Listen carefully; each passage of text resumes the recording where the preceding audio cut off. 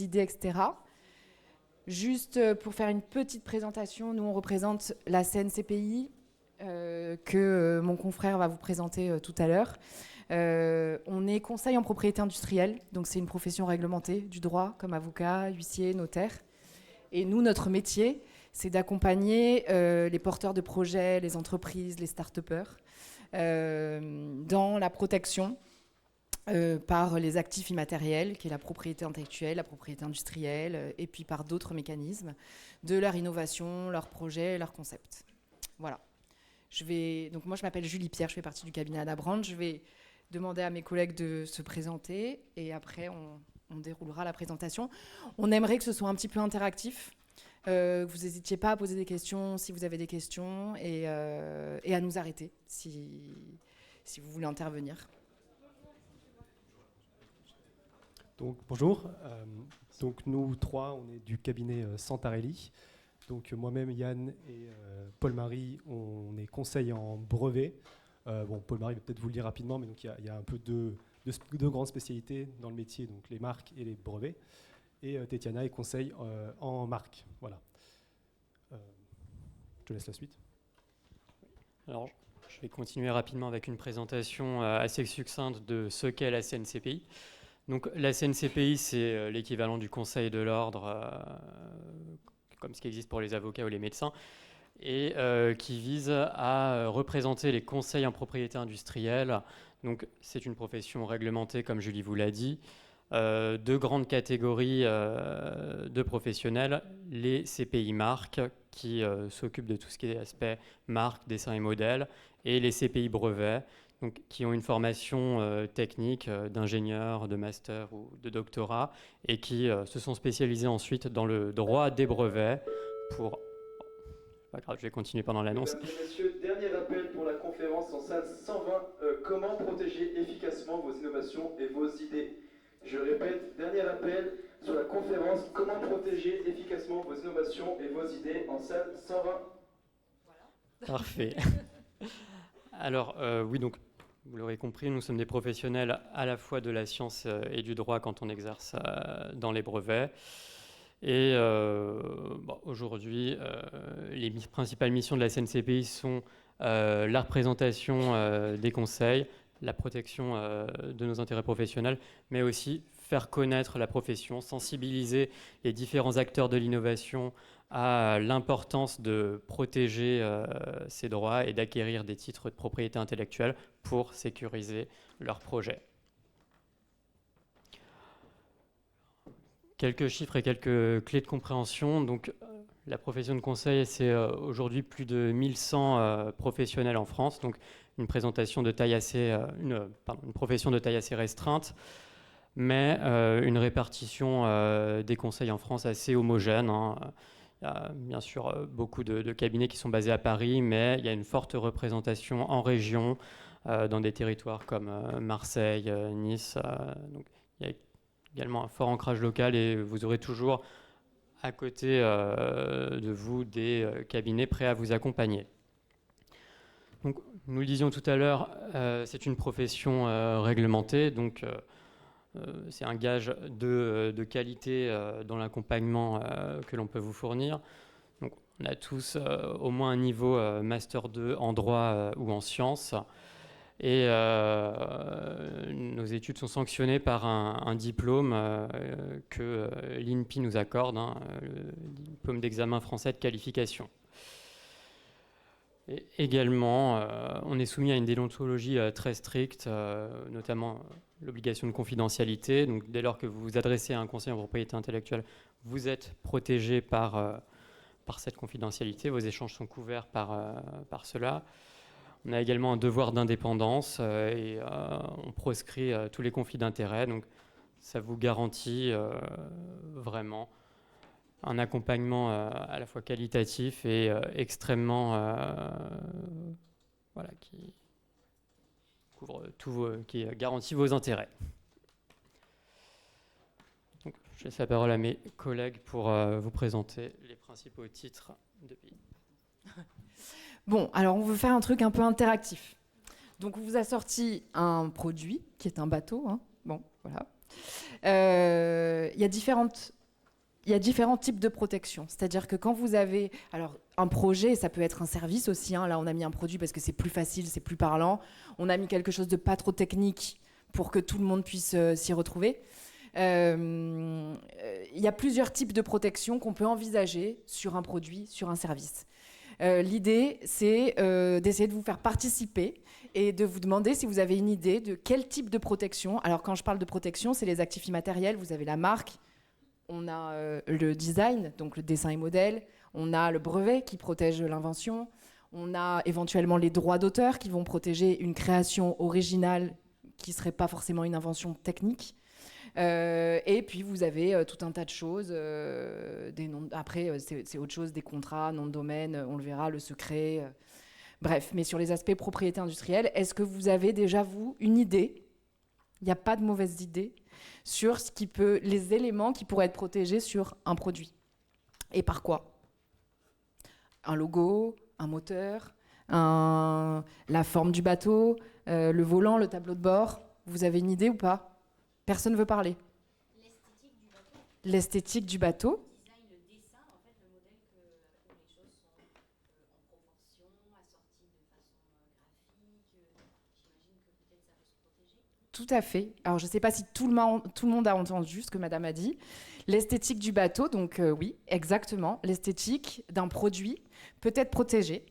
Et notamment, vous aurez les réponses après, mais c'est un élément de protection qui peut être protégé de différentes manières. Il y a un droit de propriété industrielle qui est spécifique, qu'on vous déroulera après, mais ça peut aussi être protégé par le droit d'auteur, qui n'est pas vraiment un droit de propriété industrielle au sens strict. D'autres éléments que vous voyez à protéger sur un bateau ? La marque, tout à fait, la marque, le nom du bateau. Alors là, c'est, je ne sais pas, Beneteau ? Ouais, Beneteau, je crois. Donc la marque, effectivement, c'est un élément qui peut se protéger sur un bateau. Donc vous voyez que déjà, on a potentiellement sur un produit différents points qui peuvent être protégés. Vous parlez de marque, monsieur. Quand on parle de marque, on parle de la dénomination, Beneteau. Mais vous avez aussi le logo qui, lui aussi, peut être une marque et qui peut être protégé. Est-ce que vous avez d'autres idées de ce qui pourrait être protégé sur ce bateau ? Et qui serait important de protéger le moteur, tout à fait. Donc le moteur, on le verra. Effectivement, c'est une invention technique qui peut être protégée. Est-ce que vous en voyez d'autres ou est-ce que vous voulez qu'on vous déroule les réponses ? Oui. Tout à fait. Ça rejoint un peu ce que disait Madame. C'est l'esthétique, en fait. C'est la forme, les couleurs, l'apparence du produit. Tout ça, c'est l'esthétique. En effet, ça se protège aussi. La technologie embarquée, tout à fait. Donc on a quand même, vous voyez, sur un produit assez simple, beaucoup d'éléments qui peuvent être protégés. D'autres idées ? Tout à fait. Les matériaux, donc ça peut être la résine, ça peut être la peinture. Ça peut être effectivement les tissus qui recouvrent les banquettes, etc. Oui. Alors, c'est-à-dire ?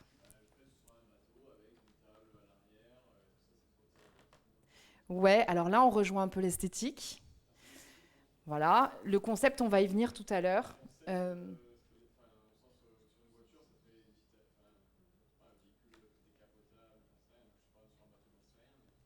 Mais c'est l'esthétique. C'est l'esthétique. On parlera après du concept, c'est intéressant ce que vous dites, parce que le concept, ça veut tout dire et rien dire pour tout le monde. Est-ce que ça se protège vraiment un concept ? Alors, pas en tant que tel, on le verra après, mais certains éléments du concept peuvent être protégés, et effectivement, l'esthétique, ça en fait partie. Donc, je vais laisser mes collègues vous dérouler un petit peu tout ce qui peut être protégé et comment, pour que vous ayez vraiment, vous, une vision globale. Oui, pardon ?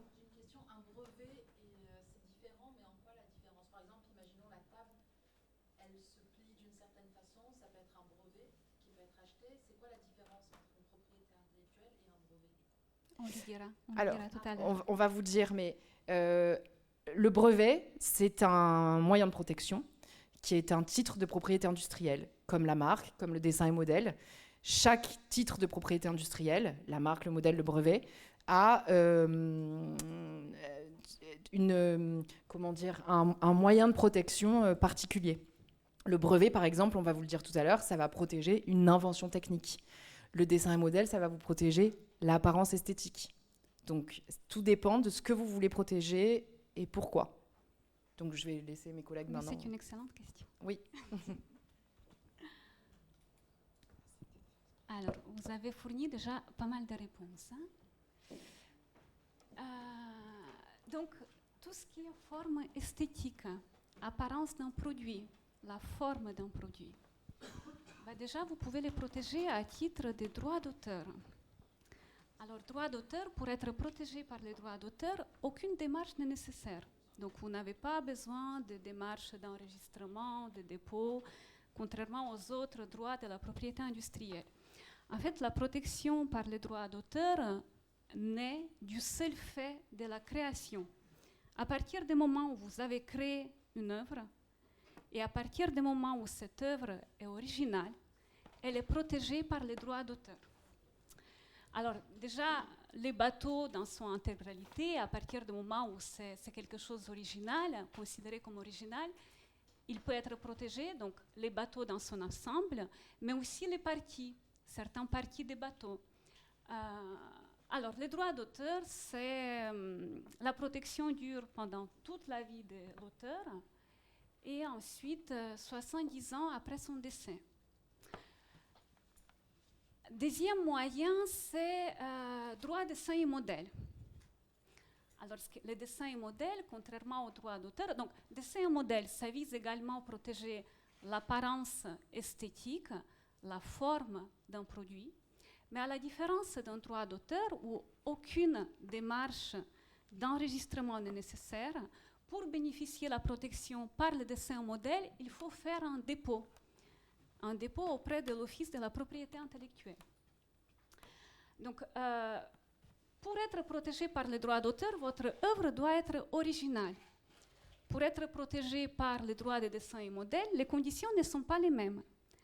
Votre œuvre doit être nouvelle et doit avoir un caractère propre. Ça veut dire que, en d'autres termes, il faut qu'il n'existe rien sur le marché qui est identique ou similaire à ce que vous souhaitez protéger. Et la protection par le dessin et modèle, ça dure 25 ans au maximum. Alors, quel est l'avantage par rapport aux droits d'auteur? L'avantage, alors déjà, c'est une protection qui peut être dans certains pays cumulative. Donc, vous pouvez avoir double protection. À titre des droits d'auteur, à titre de dessin et modèle, et en fonction des cas de figure, vous pouvez faire valoir l'une ou l'autre. Maintenant, l'avantage par rapport aux droits d'auteur, que vous avez quand même un titre qui vous donne une présomption de titularité. Vous n'avez pas à démontrer que vous êtes titulaire, vous n'avez pas à démontrer la date de création, vous n'avez pas à démontrer qu'est-ce qui est protégé, vous avez quand même un titre, un acte de propriété qui déjà dit toutes ces choses-là. Donc c'est nettement plus facile à faire valoir, à les sortir, parce que c'est déjà un certificat tout prêt. Ensuite, en fait, potentiellement, donc, la documentation, donc potentiellement tous les contenus, que ce soit scientifique, que ce soit technique, un discours, tout ça potentiellement peut être protégé par les droits d'auteur également. Donc il faut faire très attention quand vous reprenez quelque chose, je ne sais pas, une instruction d'utilisation par exemple, vous ne pouvez pas la copier. Il faut avoir à l'esprit qu'éventuellement son contenu peut être protégé par les droits d'auteur. Je passe la parole à Yann. Ouais, donc sur l'aspect plutôt technique, vous avez eu pas mal de bonnes idées. Donc peut-être alors il y a la notion de concept, c'est vrai qu'on la retrouve souvent en brevet parce que souvent c'est une idée générale. Des fois c'est en fait le concept est défini souvent par les gens qui viennent nous voir par un but à atteindre, en tout cas un résultat qu'on souhaite obtenir. C'est souvent ça qui est entendu étant un concept. Pour pouvoir protéger l'invention par un brevet, en fait, ce qui va être protégeable, c'est la réalisation technique, donc finalement le moyen pour atteindre ce but, réaliser ce résultat. Donc typiquement là, quand vous avez dit qu'il y avait par exemple une table escamotable à l'arrière, etc. Donc effectivement, ça c'est quelque chose de technique. On a la possibilité voilà, de gagner de la place, donc ça on le fait en rabattant la table ou avec voilà, ce que vous avez imaginé comme solution. Et après, derrière, effectivement, il y a un résultat qui est gagner de la place, voilà, avoir quelque chose de plus pratique, etc., qui des fois est défini comme étant le concept. Donc en brevet, il faut retenir qu'on a toujours ce côté de protéger la réalisation technique. C'est ça qui va être possible, mais pas une idée générale où il n'y a pas de moyens concrets qui sont définis.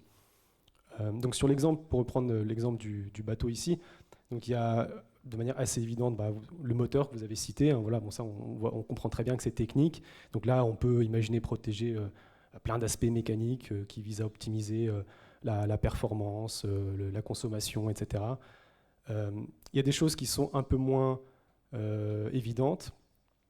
Donc je fais d'ailleurs un aparté, donc ça les exemples que je viens de citer c'est plutôt des produits, voilà, c'est des objets physiques. Donc ça, c'est vraiment un grand groupe, on va dire, d'objets qu'on peut protéger par brevet. C'est les dispositifs physiques, également les matériaux, les compositions, voilà, tout ce qui est du domaine du physique. Et après, il y a un autre grand groupe, c'est plutôt ce qui relève du procédé, mais toujours du procédé technique. Et donc ça peut typiquement couvrir la fabrication, la mise en œuvre, etc. Donc à partir du moment où on a des éléments techniques. Pour reprendre donc, la notion de forme, la forme par exemple c'est aussi quelque chose qui peut être protégé techniquement. Et d'ailleurs si la forme est dictée uniquement par la fonction technique qu'elle réalise, il faut que ce soit protégé par brevet. Donc sur le bateau, ça peut être la forme de la carène, si typiquement ça permet de gagner en consommation, des choses comme ça, avec une forme qui est particulièrement étudiée, c'est quelque chose qui peut se protéger. Et si donc là, vous avez aussi dit, je crois, le fonctionnement, enfin plutôt l'aspect, tout ce qui est embarqué. Donc c'est notamment, ça peut être du code, enfin ça peut être des procédés. En fait, en brevet, on va protéger des procédés de fonctionnement, enfin des algorithmes en fait, mais sous forme de procédés, qui pourront également avoir une double protection par le droit d'auteur. Donc le code qui va naître de votre création va pouvoir être protégé par le droit d'auteur, mais vraiment sous sa forme telle qu'elle a été réalisée. Et en brevet, on va pouvoir protéger quelque chose qui va être un peu plus large, qui va finalement viser à protéger les idées principales que vous mettez en œuvre dans ce code. Et donc, sur l'aspect procédé encore, donc je pense que vous l'avez cité aussi, c'est tout ce qui va être procédé de fabrication. Donc, vous avez parlé du matériau, je crois, qui est pour le coup un objet, un matériau, c'est un objet physique qui est protégeable. Mais on peut aussi très bien imaginer protéger en plus ou en alternative un procédé de fabrication de la coque du bateau avec un procédé très particulier voilà, qui serait innovant. Et ces aspects procédés peuvent aussi faire partie donc, de matières qu'on va incorporer dans des contrats, typiquement quand il y a voilà, un transfert de savoir, un transfert par exemple, si on en inclut des prestations de maintenance dans un contrat, il y a un certain savoir-faire, ça peut aussi concerner la fabrication. Voilà, ça, c'est des éléments qu'on va pouvoir aussi valoriser à travers typiquement voilà, les contrats. Voilà, je pense qu'on a fait pas mal le tour. On va finir avec la marque. Est-ce que peut-être vous avez déjà des questions par rapport à la protection à titre des droits d'auteur, des dessins et modèles, des brevets? Oui, on peut très bien céder les droits d'auteur. On peut céder les droits patrimoniaux. Les droits moraux sont incessibles. En revanche, les droits patrimoniaux qui s'exploitent, on peut les céder. En revanche, il faut faire très très attention parce que c'est quelque chose qui est très formaliste. Donc, tout ce que vous n'avez pas autorisé ne sera pas cédé. Oui. Juste là, vous parlez d'objets, mais est-ce qu'après, il y aura une partie technique pour des logiciels ou autres, ou c'est que sur la partie objet, design?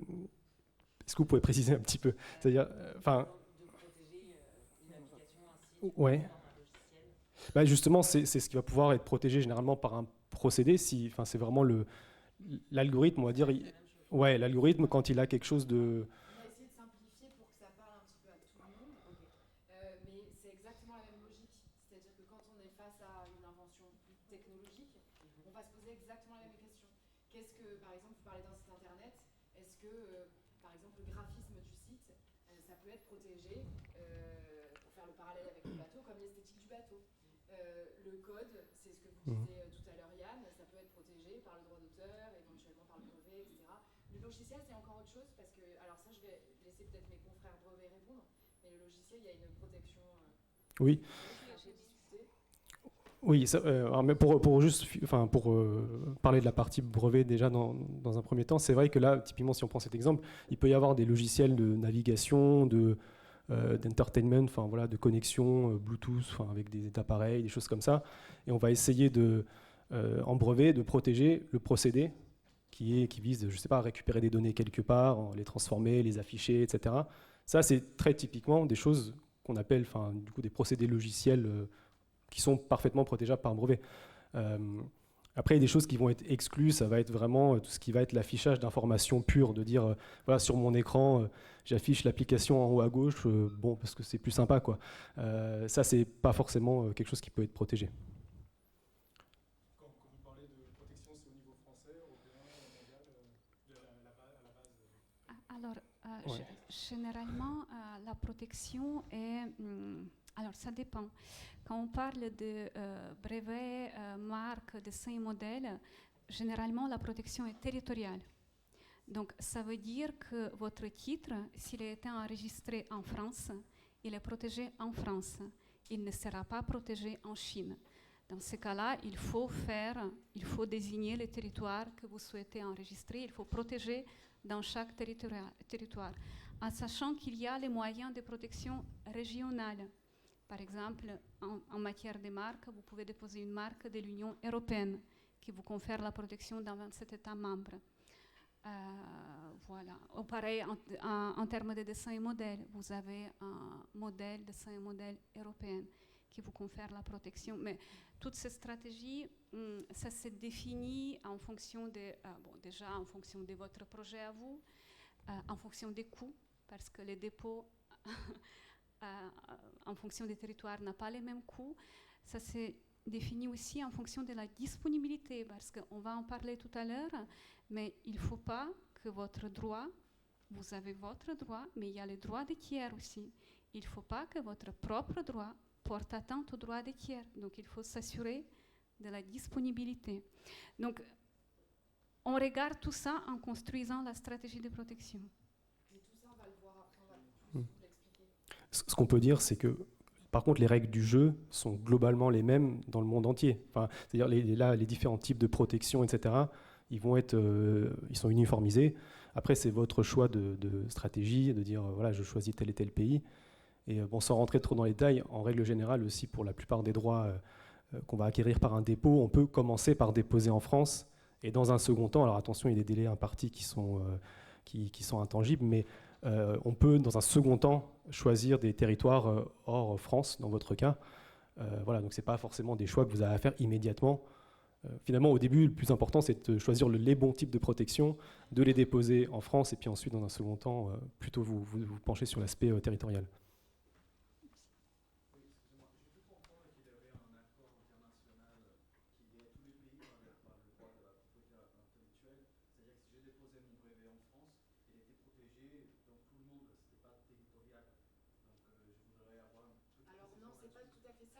On va en parler après, plus en détail, de la protection, quelle est la stratégie et comment on va protéger à l'international.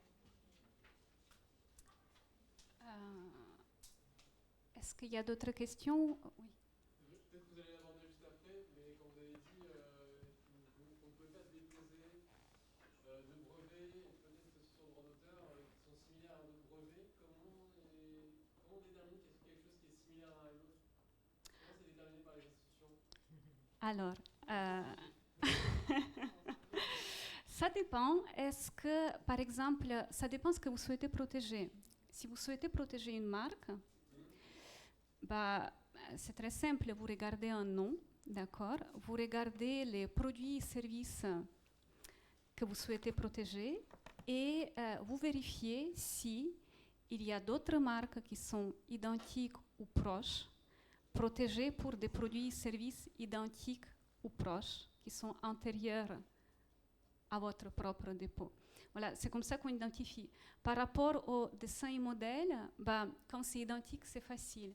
En revanche, quand c'est proche, bah, il faut, en fait, en langage juridique, on dit que c'est un produit, enfin, c'est un modèle, c'est une apparence qui confère la même impression visuelle d'ensemble. Bon. C'est un peu, en termes plus simples, c'est quelque chose, quand vous le regardez, vous avez l'impression déjà vu. En matière de brevet, je vais laisser... En matière de brevet, sans rentrer trop dans les détails, je ne sais pas si vous êtes déjà penché sur un brevet. En tout cas, la protection dans un brevet, il y a souvent beaucoup de textes, mais la protection est définie par une partie qui se trouve généralement à la fin, ce qu'on appelle des revendications. Et donc, c'est des petites phrases, mais très importantes, dans lesquelles on dit ce qu'on souhaite protéger.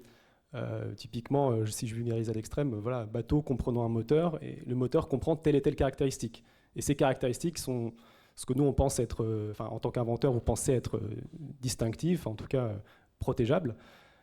Et donc, ce que les offices vont faire pour déterminer si vous pouvez obtenir un brevet ou pas, en caricaturant un peu, c'est de dire, dans l'état de la technique, donc ils regardent dans le monde entier ce qui a pu se faire, ce qui a pu être publié, et est-ce qu'ils retrouvent un bateau avec un moteur qui comprend telle et telle caractéristique.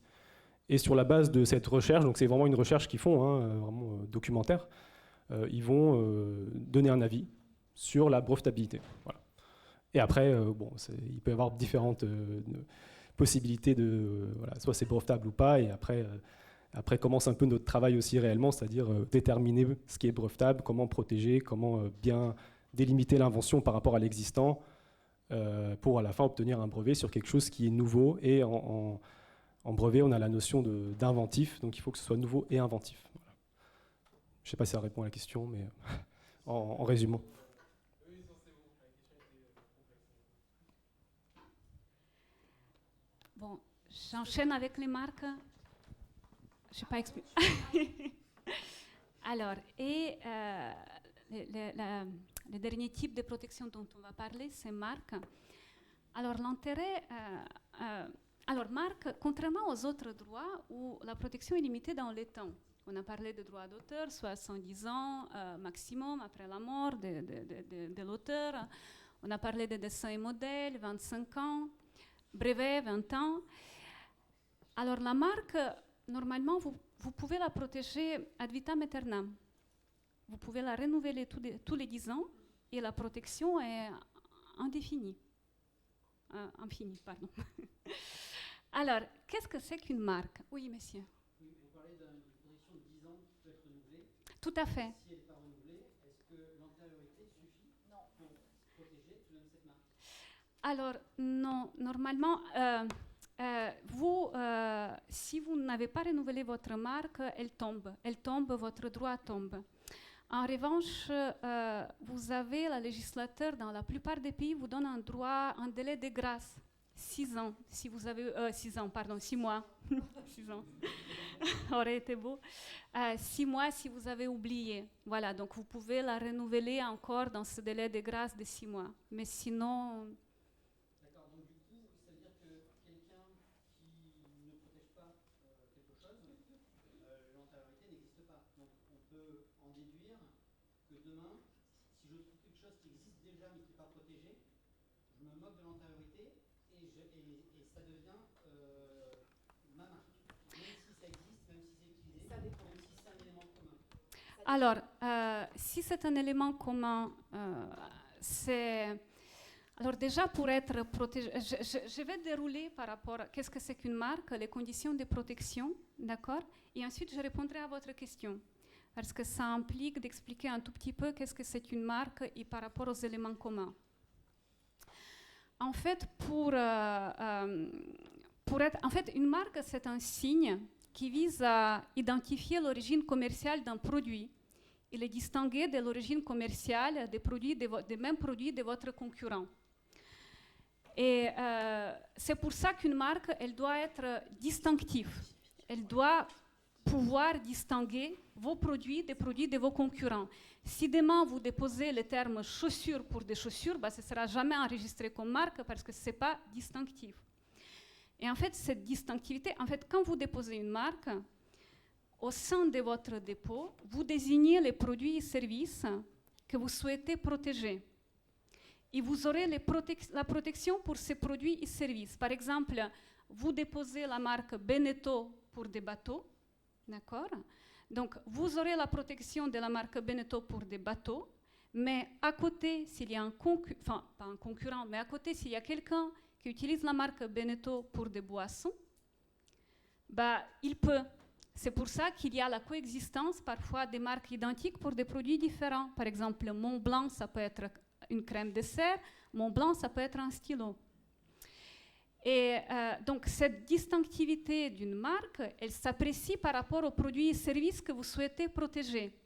Par exemple, la marque Orange, elle n'est pas distinctive pour protéger des produits, d'accord, des produits des fruits, mais elle sera parfaitement distinctive pour protéger les technologies de communication, parce que ce n'est pas descriptif des produits, de leurs caractéristiques. Et donc, pour revenir à votre question sur les antériorités, en fait, quand vous... en fait, il y a les systèmes, dans le monde, il y a différents systèmes. D'accord? Il y a les systèmes, ce qu'on appelle les systèmes de common law, où c'est l'usage qui génère la protection. D'accord? Et il y a un deuxième système, qui est notamment en France ou en Chine, par exemple, c'est vraiment le dépôt, l'acte d'enregistrement qui est créateur des droits. Donc, c'est marrant que vous posez cette question parce que très récemment, il y a juste récemment, il y a une décision de la Cour de justice. Et donc, cette décision implique deux sociétés finlandaises. Il y en a une qui exploitait des bonbons, qui s'appelait Dracula, depuis 20 ans. Une deuxième qui arrive, qui enregistre la marque Dracula, qui exploite les produits Dracula et qui assigne en contrefaçon la première société. La première société était antérieure. Elle avait juste ces produits-là, elle avait juste ces bonbons. Donc, il y avait, je veux dire qu'il n'y avait pas d'autres droits potentiels, il n'y avait pas de nom de domaine, il n'y avait pas de nom commercial, il n'y avait pas de dénomination sociale, c'était vraiment que les produits. Et en fait, la première, qui était antérieure en termes d'exploitation, elle était obligée de cesser l'exploitation parce que la deuxième, qui détenait les droits privatifs, les droits des marques, a pu l'interdire l'usage. Mais pour ça, il faut avoir un titre privatif, un monopole. Alors, ça, donc, il n'y a pas vraiment une réponse uniforme parce que tout dépend. Ça dépend. Est-ce que vous avez le nom de domaine? Est-ce que vous avez le nom commercial? Est-ce que vous avez la dénomination sociale? Mais effectivement, si vous avez juste usage et vous avez les dépôts en France, dans l'Union européenne, c'est vraiment les dépôts, les titres qui vont primer. J'ai une marque qui est déposée, j'arrive à l'époque de 10 ans, mon concurrent il peut la déposer. Oui. Je perds la marque, même si elle est en exploitation, même si j'ai le nom de domaine. Tout à fait. Sauf si vous arrivez à prouver que votre concurrent est de mauvaise foi, parce qu'il vous connaît, il sait que c'est votre produit, vous êtes concurrent, il vous connaît très bien, et dans ces cas-là, vous pouvez prouver qu'il est de mauvaise foi et qu'il a fait un dépôt frauduleux. C'est le seul cas de figure où ça peut primer. On va peut-être avancer parce qu'il ne nous reste pas beaucoup de temps. Je suis désolée. Et c'est important quand même le reste. Donc, nous, on aimerait que vous reteniez quand même des choses quand vous allez partir, là. Et notamment, on s'en fout en fait, enfin on s'en fout pas du tout, mais de savoir ce qu'est une marque, un brevet, etc. Ça, si vous voulez trouver l'info, vous la trouverez. Vous pouvez venir nous voir, vous pouvez aller voir l'INPI, etc. Vous trouverez. Ce qu'il faut que vous compreniez, c'est qu'il faut se pencher sur les bonnes questions, avoir les bons réflexes quand vous voudrez protéger votre produit, votre service, votre technologie, etc. Donc c'est ça qu'on aimerait vous apporter, que vous ayez vraiment ce réflexe d'aller chercher ce qui vous correspond et les points qui sont critiques. Alors les points critiques, déjà, c'est de penser la stratégie ab initio, c'est-à-dire au tout départ. Quelle est votre stratégie? Déjà, première stratégie, c'est pas la stratégie du voisin. Votre stratégie, c'est une stratégie qui est propre. On s'en fout que votre voisin de gauche ait, lui, un projet qui peut-être ressemble au vôtre et a déposé un brevet et a déposé une marque, etc., etc. Vous devez vous poser la question de qu'est-ce qui est important si on reprend l'exemple du bateau, Beneteau. Bon, je ne connais pas trop la technique des bateaux, mais qu'est-ce qui va être important sur ce bateau? Si finalement ce bateau Beneteau, il a un moteur qui ressemble à tous les autres moteurs de bateau et qu'il n'a pas franchement, il ne se distingue pas forcément sur ce type de moteur, c'est peut-être pas utile d'aller chercher à déposer un brevet sur ce moteur-là qui va vous coûter de l'argent, etc. et que vous ne pourrez finalement pas défendre. D'accord ? Pareil, si l'esthétique du bateau ne sort pas de l'ordinaire, peut-être que ça ne vaut pas le coup non plus de se pencher sur la protection des dessins et modèles, etc. etc.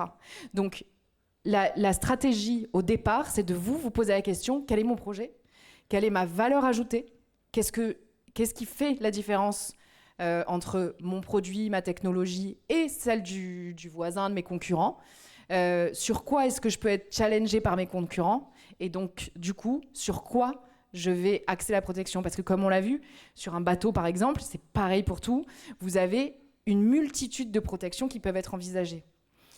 Ça coûte cher de se dire je vais faire une marque, puis une seconde marque, puis un dessin et modèle, puis un brevet, puis un autre brevet sur autre chose. Ça peut coûter cher. Donc l'idée, c'est vraiment de vous axer sur qu'est-ce qui est le nerf de la guerre en fait pour moi, pour mon projet. Donc c'est important d'avoir cette stratégie vraiment en amont de qu'est-ce que je vais protéger. Parce que comme le disait, je crois que c'était Tiana tout à l'heure, quand vous déposez, que ce soit une marque, un brevet, non seulement il y a un coût de départ, alors ça, si vous avez bien déposé et réfléchi la chose et qu'il y a une vraie stratégie derrière, c'est pas un coût mais un investissement qui va vous rapporter quelque chose derrière. Mais faut savoir aussi que le dépôt, il y a un coût qui peut être dupliqué parce que vous pouvez avoir des problèmes sur ce dépôt, vous pouvez avoir des actions, vous pouvez avoir des refus provisoires, etc. Donc il faut que vous ayez une enveloppe qui soit suffisante. Pas vous dire, bon, j'ai 10 000 € pour ce projet-là, donc 10 000 €, je vais faire un brevet, une marque, etc. Non, il faut garder de la marge pour pouvoir les défendre, ces actifs-là, derrière. La stratégie ab initio, c'est aussi de se poser la question, je crois que c'est par là qu'on posait la question tout à l'heure, qu'est-ce qu'on fait, où est-ce qu'on dépose ? C'est important d'avoir cette vision-là. C'est ce que disait Yann tout à l'heure.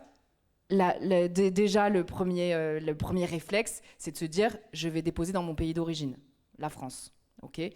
Ça, c'est... Voilà. Après, c'est se poser la question de quels sont mes marchés potentiels à court terme, à moyen terme, à long terme.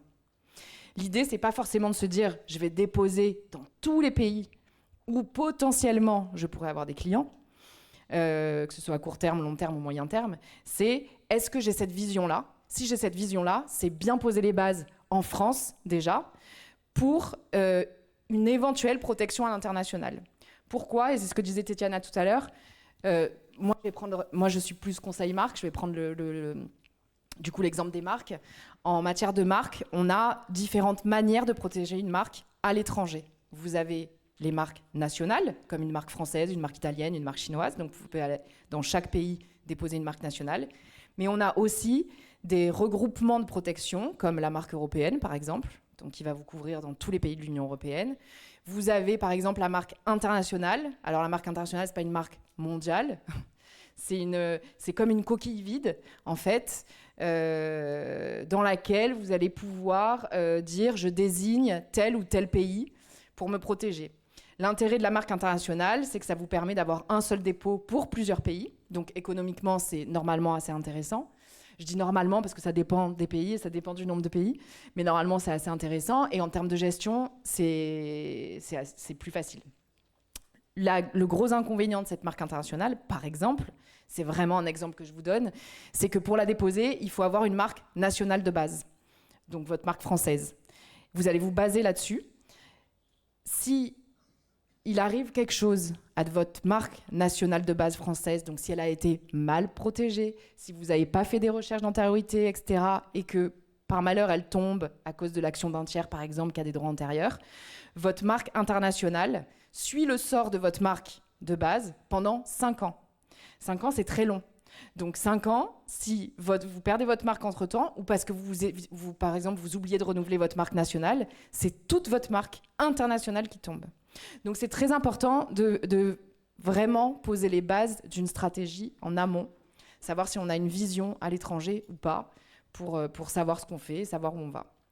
Je ne vais pas rentrer dans les détails, mais c'est très important aussi pour les brevets, c'est important aussi pour les libellés de marques. Voilà, on n'a pas le temps de tout dérouler, mais voilà, c'est important de faire cette stratégie au départ. Ouais, sur la question des brevets, je vais juste répondre à la question qui était restée en suspens là-bas. Alors, un dépôt en France, ça, c'est pas égal à un dépôt international, donc ça, c'est pas vrai. Par contre, donc, il y a une possibilité de déposer, ce qu'on appelle faire une extension, donc demander une protection à l'international dans un délai de 1 an après le dépôt en France. Donc c'est un nouveau dépôt qu'on fait, mais on a certains bénéfices, donc notamment la date de dépôt qu'on a eu en France. Et là, effectivement, il existe un système qui est le système dit PCT, donc qui effectivement couvre énormément de pays, pas tous, mais beaucoup de pays dans le monde. Mais c'est un peu le même système de la coquille vide, c'est-à-dire que ça fait un dépôt, mais au bout du compte, il va quand même falloir choisir les pays dans lesquels vous souhaitez, on va dire, valider la protection. Donc, vous pouvez en théorie choisir tous les pays, mais ça va vous coûter extrêmement cher et personne ne l'a jamais fait à mon avis. Et donc c'est quelque chose qui vous permet en fait avec un seul dépôt au bout d'un an de sécuriser un grand nombre de pays, mais en fin de compte, il va falloir en choisir certains. Et donc on revient à la question de la stratégie, voilà, quelles sont vos priorités, quels sont vos marchés, etc. Oui.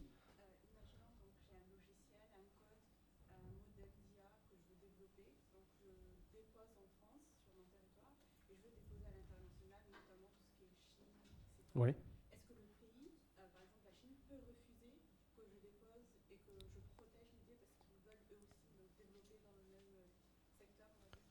Alors, déjà, bon, la notion de dépôt, enfin le dépôt ne peut pas être refusé à partir du moment où il respecte les critères minimaux, mais qui sont finalement de forme, hein, c'est-à-dire que ce n'est pas sur le contenu que ça va se jouer. Et après, il y a toujours, quasiment dans la plupart des grands pays, on va dire, il y a des examens sur vraiment le fond de ce qu'on souhaite protéger. Et donc là, on en revient à ce que je disais au début, c'est qu'il va y avoir un examen de brevetabilité qui, lui, s'apprécie de manière vraiment globale. Donc s'il y a des antériorités, des technologies qui existent, qui sont antérieures, qui s'opposent à ce que vous voulez protéger, et bien que ce soit en France, en Chine, a priori, la conclusion pourra être la même. Après, en pratique, c'est vrai que les offices ont des manières différentes de juger, notamment ce que j'ai appelé l'activité inventive. Donc l'inventivité, c'est certes nouveau, mais est-ce que ça a quelque chose en plus, on va dire? Est-ce que c'est inventif? Donc ça, la décision de délivrer ou pas un brevet, elle peut être différente selon les offices. Mais en principe, l'examen, il est quand même objectif sur l'état de la technique. C'est un examen technique sur le fond. Mais ce qui veut aussi dire qu'en France, s'il n'y a aucun concurrent, aucune antériorité en France que vous avez identifié, mais qu'en fait en Chine, il y a eu beaucoup de développement, beaucoup de publications, elles vous seront opposables en France et pourront vous empêcher d'obtenir un brevet en France sur ce que vous souhaitiez protéger à l'origine, parce qu'il existe des publications antérieures. Donc c'est vraiment, il y a cet aspect vraiment mondial de la divulgation antérieure et qui va être examiné devant quasiment tous les offices. Un dépôt de marque, ça peut être le nom, le logo et le slogan, ou c'est des choses séparées et il faut payer à chaque fois? Alors, ça peut être combiné, ça peut être séparé. Après, en fait, l'avantage, quand c'est séparé, en fait, quand c'est combiné, plus votre marque est complexe, c'est les signes dans son ensemble qui va être protégé. Donc ça veut dire que s'il y a juste une partie de ces signes-là qui est repris, par exemple, par entière, il vous sera un peu plus difficile d'agir. Vous voyez, plus par exemple, si vous avez logo, plus nom, plus slogan, il y a quelqu'un qui reprend, par exemple, le slogan, à supposer qu'il soit distinctif, vous aurez un peu plus de mal d'agir sur la base de votre titre que si vous enregistrez le slogan tout seul. Après, c'est vraiment une question de stratégie. Par exemple, si vous exploitez que comme ça, et si pour le moment vous avez les budgets pour protéger que ça, oui, on dépose ça dans un premier temps. Dans un second temps, quand l'activité va augmenter, fleurir, prospérer, on va déposer plus. J'ai une question. Est-ce qu'on peut déposer une sonorité? Oui, vous savez, oui, j'avais un bel exemple d'une marque enregistrée de Mastercard qui a enregistré la marque sonore. Alors, il faut que ça soit distinctif. Récemment, Porsche a souhaité enregistrer les sons, les bruits de leur moteur. Ils ont déposé la marque de l'UE et alors elle a été refusée pour défaut de caractère distinctif parce que déjà l'Office de l'Union européenne est particulièrement pénible et refuse tout ce qui n'est pas très standard. Donc il faut démontrer que c'est distinctif, mais vous pouvez déposer la marque sonore. En fait, à partir du moment où c'est distinctif, tout peut être une marque. Ça peut être une marque de position, ça peut être un son, ça peut même, en théorie, vous pouvez même déposer une marque olfactive. En théorie. Et je voulais en fait, pourquoi est-ce que je vous posais cette question? Parce qu'imaginons que je veux lancer une marque et je l'appelle Adidas. Ouais. Déjà, ils sont allemands. C'est une marque notoire en plus. Je décale par exemple le S, je le décale de quelques centimètres quand on l'écrit.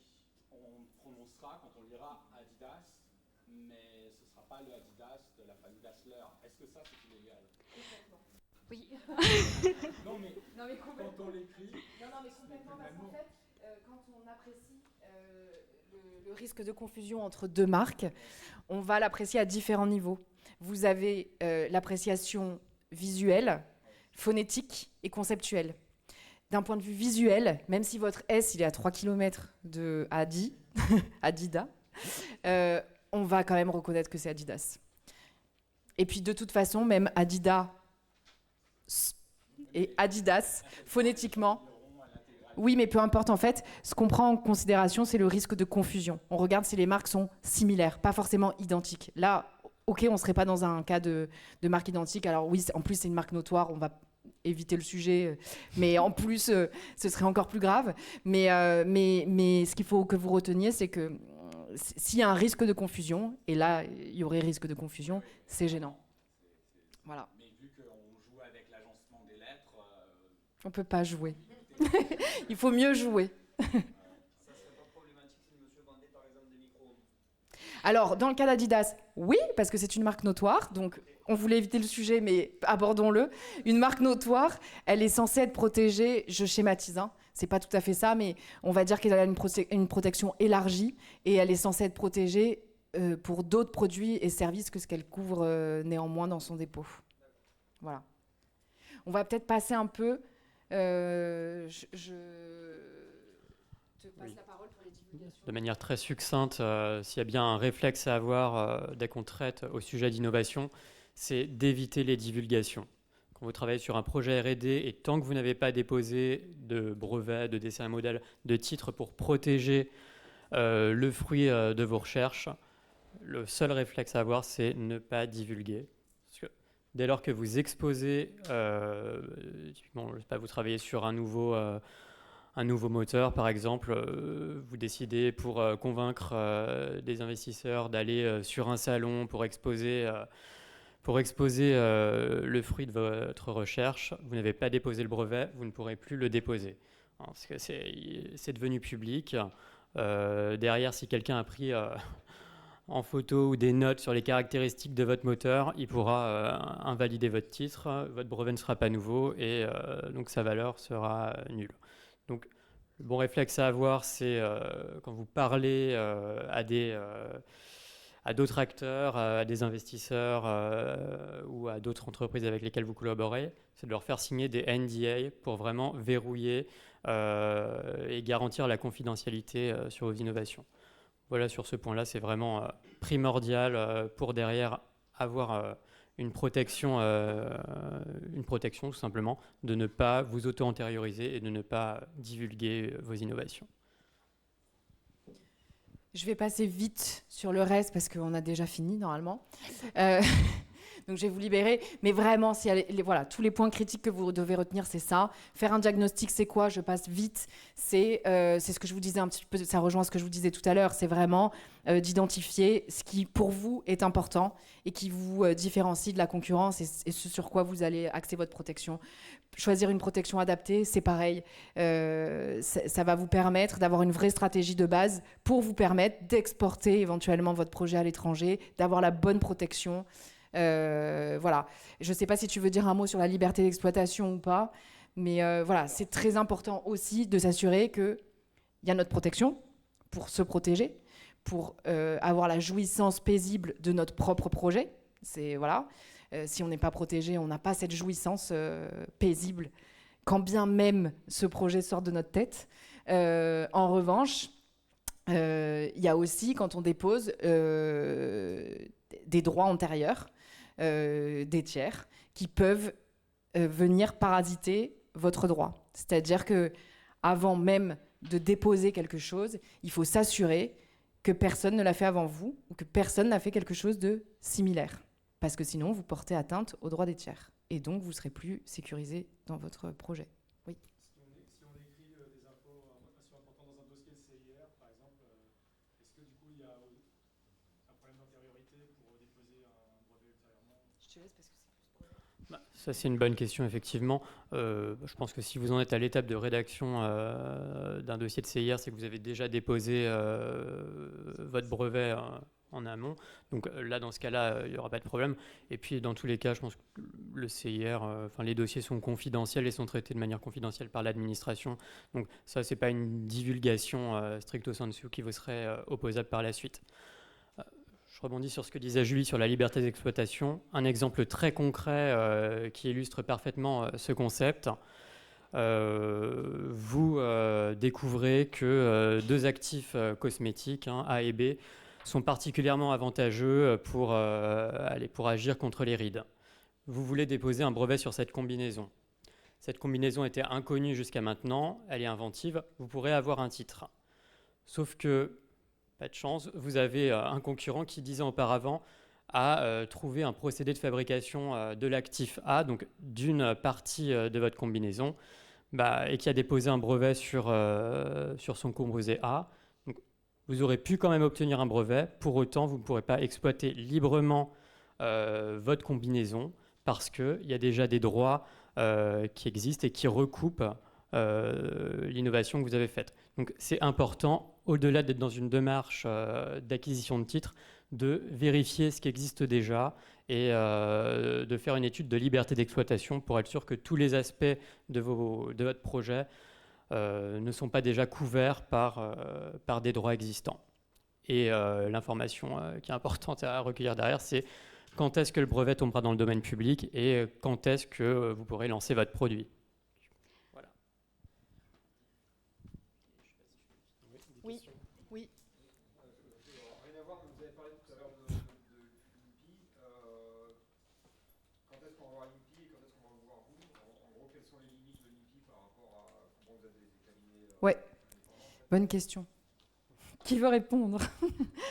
Non, l'INPI, c'est l'administration, d'accord? Donc l'INPI, c'est super, parce que c'est là que vous allez obtenir toutes les infos d'ordre général sur la propriété intellectuelle. Ils vont pouvoir vous expliquer ce qu'est une marque, ce qu'est un brevet, etc., etc. En revanche, ce qu'ils ne pourront pas faire, c'est vous accompagner dans votre stratégie, à vous. C'est-à-dire vous dire, sur votre produit, votre technologie, c'est ce moyen de protection qu'il vous faut. En gros, juste pour vous schématiser, pour que vous compreniez, demain, vous voulez optimiser votre fiscalité pour payer moins d'impôts. Est-ce que vous allez voir un avocat fiscaliste ou est-ce que vous allez voir le service des impôts, le gars du guichet? Voilà, c'est pareil.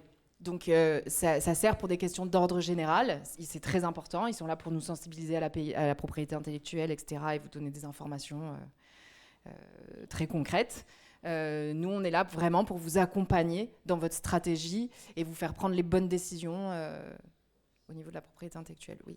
Pour revenir sur la partie plateforme, moi, l'INPI m'a dit que le code ne pouvait pas se préserver. Voilà. Exemple. Ouais. Et puisque vous avez parlé d'avocats, les avocats proposent pour certains des Tout à fait. prestations là-dessus. Tout à fait. Alors, tout à fait. Nous, on a la même formation que les avocats dans le sens où on a pareil, un master en droit, en tout cas pour les marques. Donc, on a le même socle de formation. Nous, on est juste une profession différente, on est une autre profession réglementée. Nous, notre concours pour être conseil en propriété industrielle, c'est un concours qui est national. et qui est professionnel. C'est-à-dire que nous, on passe ce concours-là au bout de tant d'années d'expérience. Bon, normalement, c'est 3 ans, mais c'est tous les 2 ans qu'on peut le passer. Bon, bref, c'est compliqué. Nous, pour vous schématiser, on est les techniciens vraiment de la matière, de la propriété intellectuelle. On est d'ailleurs réglementé directement par le Code de la propriété intellectuelle. Les avocats ont toute l'attitude pour faire aussi des accompagnements dans cette matière-là, puisque eux, ils sont réglementés pour toutes les matières du droit, ce qui n'est pas notre cas. Nous, on est vraiment spécifique pour cette matière-là. Pour répondre un petit peu à votre question, même si vous ne me l'avez pas posée, mais nous, on travaille 100% du temps sur ces problématiques. Voilà. Ce qui n'est pas forcément le cas de tous les avocats. Il y en a qui travaillent 100% du temps là-dessus. Nous, c'est vraiment notre métier, notre spécificité. On ne fait pas autre chose. Je passe vite sur ça, parce qu'après, on voulait vous parler un peu d'IA. Je ne sais pas si vous avez le temps, mais valoriser et mettre en œuvre ces droits de pays. Je passe la parole à mes camarades. Bon, on va aller très rapidement. Donc, c'est quoi l'intérêt quand vous avez un droit enregistré, vous avez un titre de propriété. C'est comme un acte de propriété pour votre maison. Vous avez un certificat qui montre que vous êtes titulaire de tel et tel droit à partir de telle et telle date. Les contours de votre droit est bien identifié, le début de la date de protection est bien identifié et le fait que vous êtes titulaire est bien stipulé. Donc vous avez la présomption de validité. C'est aux autres de prouver que vous avez tort. On disait déjà, ça vous évite d'être bloqué dans vos propres projets. Vous avez un monopole. Donc, vous avez un monopole, vous pouvez interdire les autres d'exploiter. Et ça vous confère certains avantages financiers que je laisse Yann expliquer. Oui, en fait, donc, là, c'est vrai, Tatiana vient de le dire, donc, une fois qu'on a obtenu un portefeuille de droits divers, la question, c'est finalement qu'est-ce qu'on en fait. Donc, ce qu'il faut voir, c'est que c'est un outil qui peut servir à faire un certain nombre de choses, parce qu'avoir uniquement des droits en portefeuille, payer pour maintenir ces droits, d'ailleurs, c'est un point qu'on peut oublier, mais il faut payer généralement tous les ans, en tout cas en brevet, il faut payer des taxes qui augmentent au fur et à mesure du temps, donc il faut que tout ça, c'est un intérêt. Et donc, les droits sont un outil qui peut servir pour... Messieurs, nous vous invitons à vous diriger vers l'auditorium. Je répète, nous vous invitons à vous diriger vers l'auditorium. Donc, dans un stade assez précoce, quand vous cherchez notamment des financements, c'est vrai qu'avoir un titre de droit, c'est un gage de sécurité pour les investisseurs, les banques, les partenaires avec lesquels vous souhaitez collaborer. Donc, si vous avez besoin de sous-traiter une partie ou juste avoir d'autres partenaires sur d'autres territoires, etc.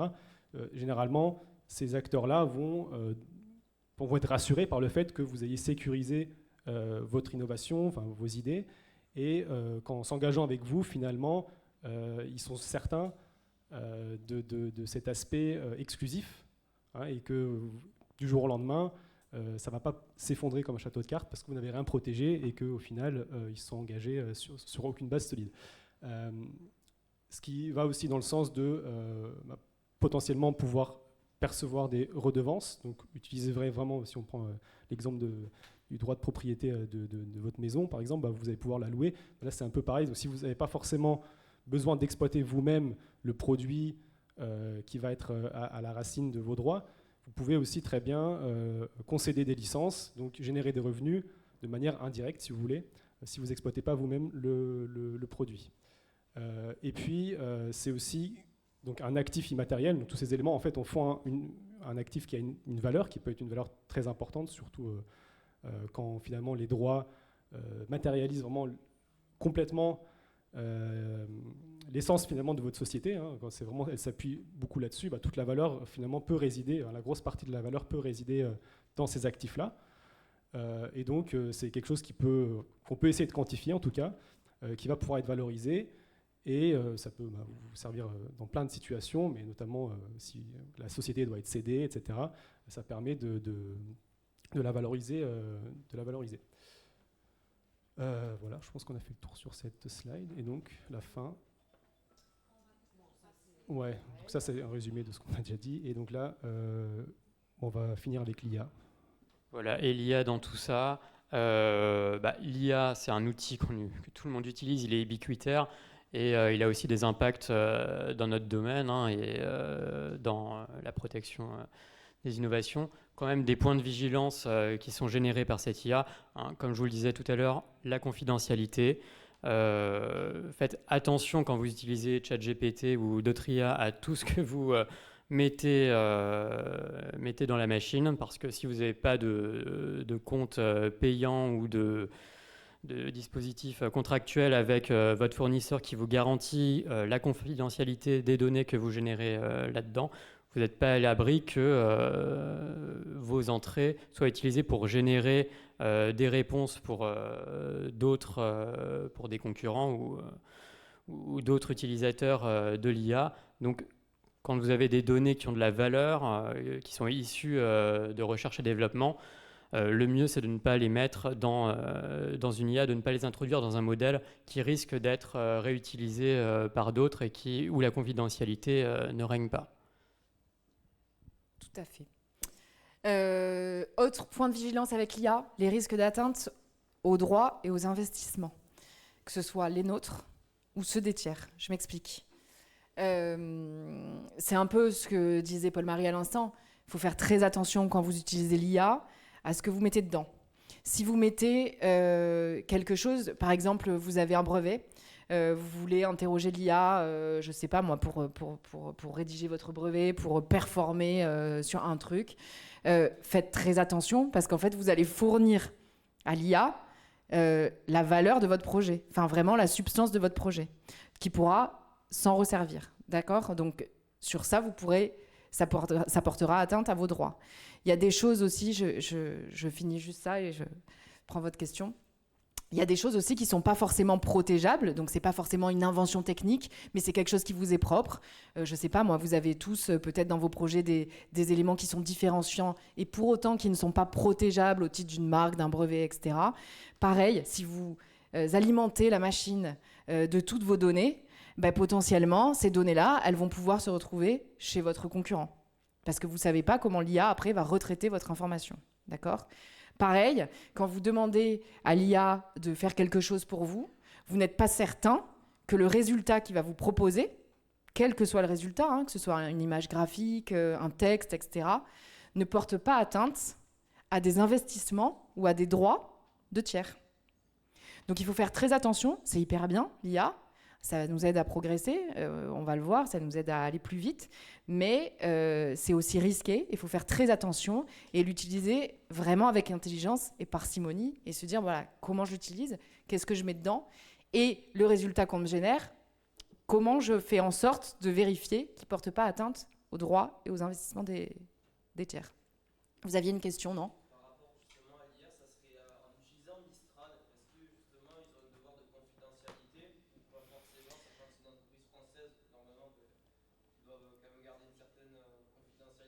Alors, je ne sais pas, très honnêtement, sachant que les conditions générales d'utilisation des IA changent au fil du temps. Le meilleur moyen de s'en assurer, c'est de lire les conditions générales. Voilà. Là, je ne sais pas, je n'ai pas la réponse. Peut-être que quelqu'un l'a pour Mistral. Alors, sans donner une réponse engageante, déjà avec Mistral, vos données restent en France et par rapport à ChatGPT où tout part aux États-Unis et au PREP, vous avez le Patriot Act qui s'applique. Donc, on sait que tout ce qui part aux États-Unis, niveau confidentialité, derrière, il n'y a aucune garantie. En France, il y a quand même une... Messieurs, nous invitons à tous vous diriger vers l'auditorium. Voilà. En France, on va dire que le risque est peut-être moins important, mais il faut vérifier les conditions générales d'utilisation et s'assurer qu'il y a bien une mention qui fait état de cette confidentialité. Et ça, je ne suis pas sûr que Mistral ait pris ce genre d'engagement, honnêtement, pour enrichir leur base. Je ne pense pas que dans leur contrat de base, ils donnent cette garantie de confidentialité à leurs utilisateurs. Je sais que sur certains contrats, vous avez par exemple, alors je sais ChatGPT, vous avez l'abonnement de base et vous avez des abonnements professionnels. Selon l'abonnement que vous prenez, vous n'avez pas les mêmes conditions générales de vente, enfin d'utilisation. Donc c'est important de se pencher sur ces conditions générales. Juste pour aller très vite, il y a un flou juridique Donc, je n'ai pas la réponse sur la possibilité de protéger des œuvres que vous avez générées par IA. D'accord ? Donc, on n'a pas les réponses. Ce n'est pas tranché pour l'instant. Mais sachez que quand vous générez une œuvre par IA, vous n'êtes pas forcément l'auteur de cette œuvre. Potentiellement, vous pouvez être l'auteur et avoir des droits d'auteur sur le prompt que vous avez rédigé pour arriver au résultat qui a été généré par l'IA. En revanche, par exemple, je ne sais pas moi, le graphisme qui a été fait par l'IA, vous n'êtes pas forcément l'auteur. C'est peut-être l'IA qui est l'auteur. Donc, faites très attention aussi, quand vous générez un résultat par l'IA, vous n'avez pas forcément pour autant des droits dessus que vous pourrez faire valoir un jour. Voilà. Et pour finir, si vous utilisez l'IA pour lui poser des questions d'ordre juridique, le conseil qu'on peut vous donner, c'est de vraiment prendre avec des pincettes tout ce qui sortira comme résultat. On a fait quelques tests et on a eu pas mal de surprises. Typiquement, l'IA invente des jurisprudences, l'IA a beaucoup d'hallucinations. Donc vraiment, si vous avez des besoin de conseils adaptés pour sécuriser vos projets, le mieux c'est d'aller vers un professionnel du droit qui pourra aussi faire un peu l'état des lieux de manière plus générale et vous garantir un résultat et une consultation de qualité. Voilà, et pour finir, je sais que vous avez envie qu'on en finisse, le thème de ce salon c'était est-ce qu'il y a un match finalement entre la tech et l'humain. La tech pour nous c'est l'IA, hein. On a focus un peu là-dessus sur la fin. Pour nous, et je pense que c'est la réalité, l'IA c'est un super outil de performance, mais il ne se substituera jamais à l'humain. Donc c'est un match parfait pour nous parce que il nous remplacera jamais. L'IA en fait, ça va nous aider à performer. On a inventé un petit slogan. L'IA ne se substitue pas à l'humain, mais est un outil au service de sa performance. Ça va nous aider à aller peut-être plus vite, à performer et à nous aider à faire des tâches qui sont peut-être chronophages, etc. et à aller plus vite sur nos commentaires. Mais en revanche, notre plus-value d'humain, notre raisonnement d'humain ne sera jamais remplacé par l'IA. Il y a deux choses, je vais prendre votre question, qu'on aimerait que vous reteniez vraiment de cette intervention. C'est ça, déjà, la première chose. C'est que l'IA, c'est bien, mais voilà, à utiliser avec parcimonie, avoir les bons réflexes, savoir que c'est quand même risqué, même si ça vous aide à être plus performant. Et la deuxième chose, c'est vraiment, ne regardez pas votre voisin et ce qu'il a fait, et penchez-vous sur votre propre projet pour savoir ce que vous allez mettre en place comme stratégie de protection. Et ça, c'est hyper important. On voit souvent des gens qui viennent nous voir en nous disant « Ah ben moi j'ai fait ça parce que mon voisin aussi avait un projet, il a déposé sa marque comme ça. » On s'en fiche, d'accord ? C'est vraiment votre projet et ce qui va faire la différence avec votre concurrence. Vous aviez une question, madame, non ?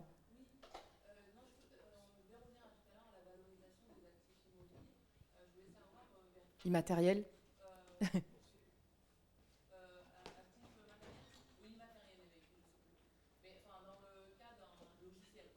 Oui.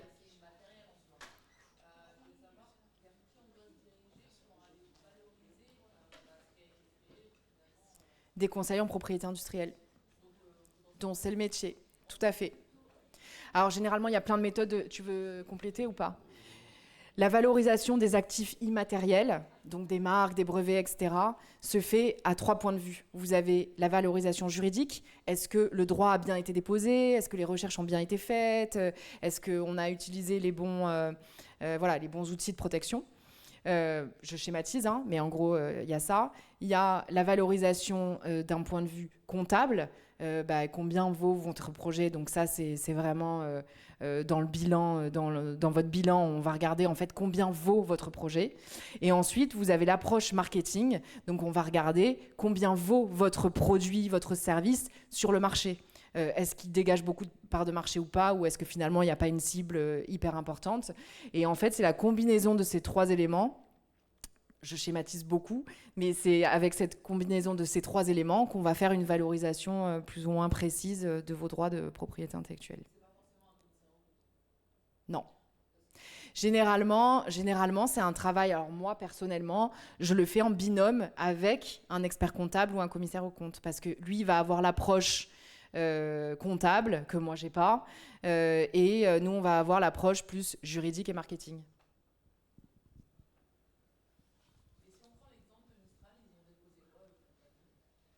Quelqu'un sait? À mon avis, la marque déjà.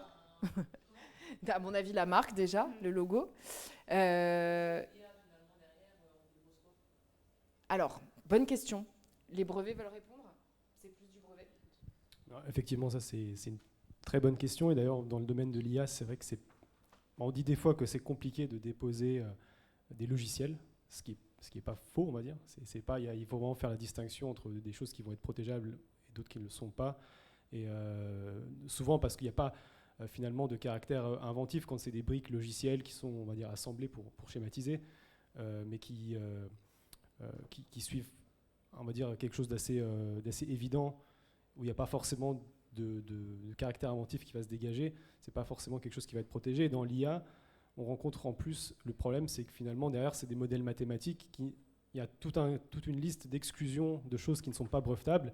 Donc, les modèles mathématiques, les théories scientifiques en font partie. Donc, c'est un petit peu... des applications d'IA peuvent être protégeables. C'est vrai que souvent, juste une IA, comme on dit, la déposer en tant que telle, c'est généralement assez compliqué parce que finalement, ça revient un petit peu à déposer le modèle mathématique. Mais c'est vrai qu'il y a plein d'applications dans le domaine de la santé, dans le domaine sur la reconnaissance d'images ou autres, qui vont être protégés. Mais généralement parce que c'est un petit peu ce lien avec le monde réel qui va permettre la protection. C'est un peu imagé ce que je dis, mais souvent c'est un peu là où réside la clé. Et ça va être finalement un peu pareil pour d'autres domaines de l'informatique. Ça va être souvent quand même lié à une application concrète, puisqu'on n'a pas trop fait le cours sur ce que c'est un brevet, etc. Mais c'est quand même la solution technique à un problème technique. Et donc souvent ce problème technique, il a quand même un lien avec le monde réel. Et c'est là où il faut arriver à faire ce lien-là pour voir ce qu'on peut protéger dans le domaine du logiciel. Pour rebondir, la question de madame est très bonne. Est-ce que finalement, dans le cas de Mistral, il n'y a peut-être simplement rien à protéger parce que c'est simplement l'intelligence collective et ce qui a été développé qui fait qu'on peut se dire que la société aura toujours un temps d'avance et donc il n'y a rien à protéger finalement?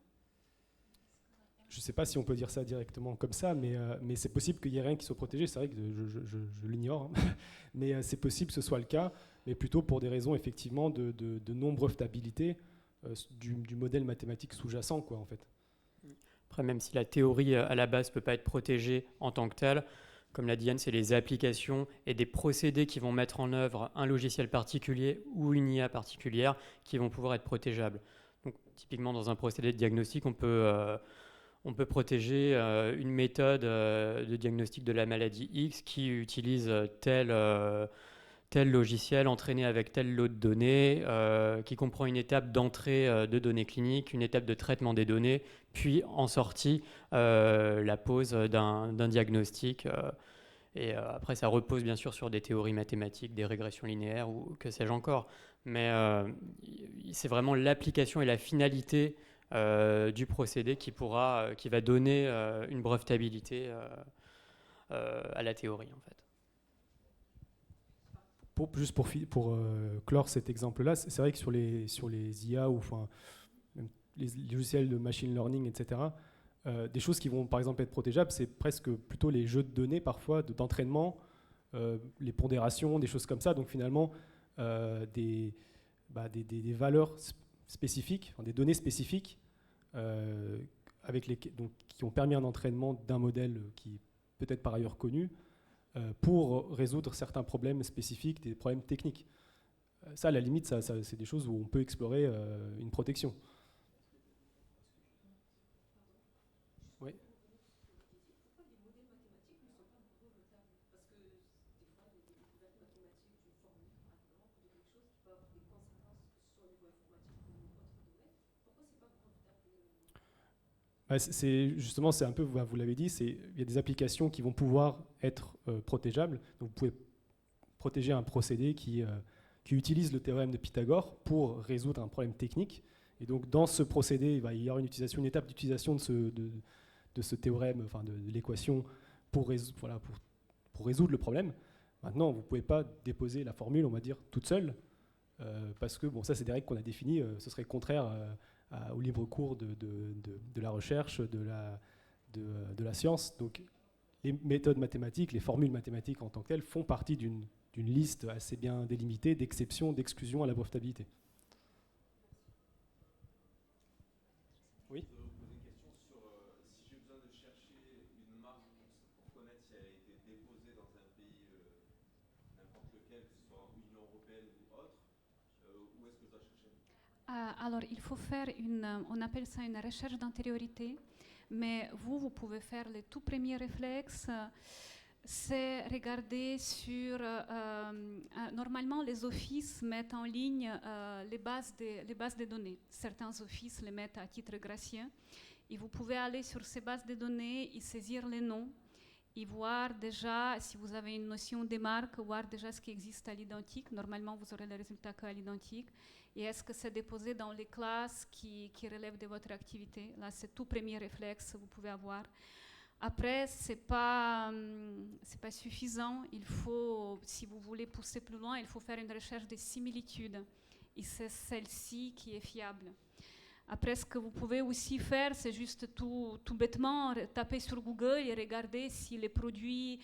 Enfin, est-ce qu'il y a un site, est-ce qu'il y a un produit qui a déjà ce nom-là? Est-ce que ce produit est proche des vôtres ou est-ce que ce service proche des vôtres? Voilà. Non, ça ne vous dira pas forcément, mais si vous voyez, par exemple, si vous êtes en France, si vous tapez ce que je disais toujours à notre service marketing en entreprise, parce que j'ai travaillé en entreprise. Nous vous invitons à vous diriger vers la plénière pour la dernière conférence, s'il vous plaît. Je répète, nous vous invitons à vous diriger vers la plénière pour la dernière conférence. Je vous remercie.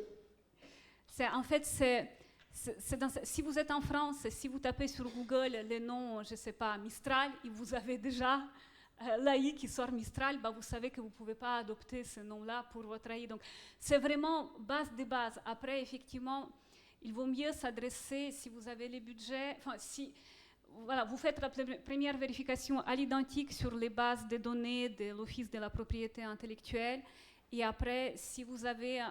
Enfin, vous pouvez dans l'idéal, il faut vous adresser à un conseil et il va vous proposer une vérification sur mesure en fonction de votre budget. Voilà. Typiquement, dans ce cas-là, si vous vous adressez à l'INPI, l'INPI va vous sortir la liste des marques, d'accord, mais il ne va pas pouvoir interpréter les résultats parce qu'ils n'ont pas en fait, ils ne sont pas habilités. Généralement, ils vous renvoient vers un cabinet de conseil. En gros, c'est un entonnoir. C'est-à-dire quand vous avez un projet, premier réflexe, c'est ce que disait Tetiana, vous allez voir sur Google, déjà s'il y a un truc bloquant, potentiellement ça peut être gênant. En revanche, vous n'allez pas savoir s'ils ont des droits vraiment à faire valoir. Mais donc après, charge à vous d'aller vérifier quand même sur les sites sur les bases de données s'ils ont des droits en face de leur site internet, par exemple, de ce que vous allez trouver sur internet. Ensuite, deuxième étape, c'est d'aller voir sur les sites des offices, le site de l'INPI, le site de l'EIPO, le site de l'Office mondial de la propriété industrielle. Vous avez des bases de données qui sont en ligne qui vous permettent de faire déjà un premier check. Et la vérification ultime, c'est de faire une recherche avec un conseil qui va vraiment se pencher sur toutes les marques qui potentiellement pourront être gênantes par rapport à votre projet. Les marques qui sont identiques, les marques qui sont similaires, et aussi faire un tri stratégique, parce qu'en fait, c'est ce que disait Tetiana, sur les bases de données, vous n'allez pas voir si la marque, parfois, si elle est toujours en vigueur ou pas, parce qu'il y a certaines bases de données qui vous sortent tout et n'importe quoi, même des marques qui ne sont pas en vigueur, si la marque elle est vulnérable, si vous avez des moyens d'action en fait pour libérer votre projet. Donc l'idée, c'est vraiment voir, parce que si vous faites une recherche, il y aura toujours un résultat qui porte à confusion. Il y aura toujours un résultat potentiellement qui pourra vous gêner. L'idée, c'est est-ce que ce résultat qui est généré, est-ce que je peux le contourner ou pas et comment? Donc voilà. En gros, je ne sais pas si vous avez d'autres questions. On a vraiment beaucoup dépassé.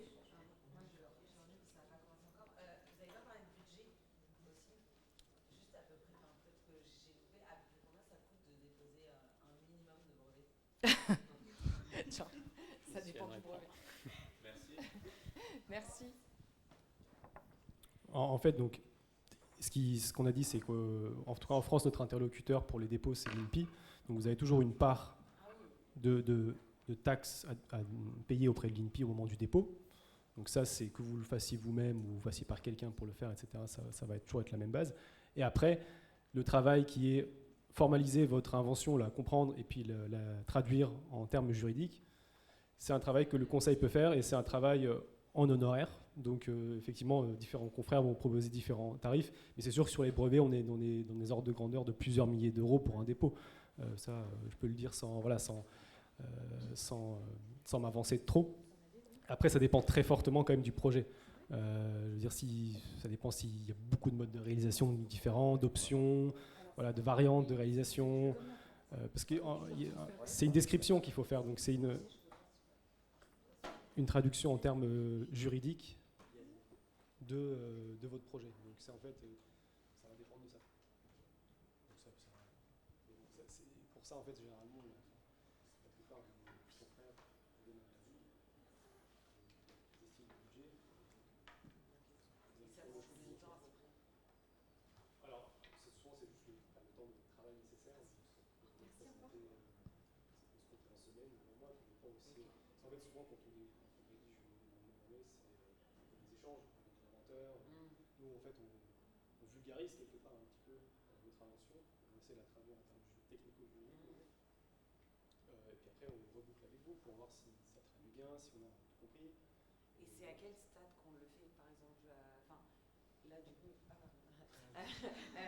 moi, pour parler de moi, je suis en train de faire une plateforme que j'utilise depuis 2 ans, qu'on me demande. Et là, du coup, je travaille avec une agence. Donc, j'ai jamais travaillé avec une agence sur ce code que j'ai fait pour moi. Et je me demande même si je dois pas, en fait, le protéger des agences. En fait, on me dit de faire ça. Et je sais pas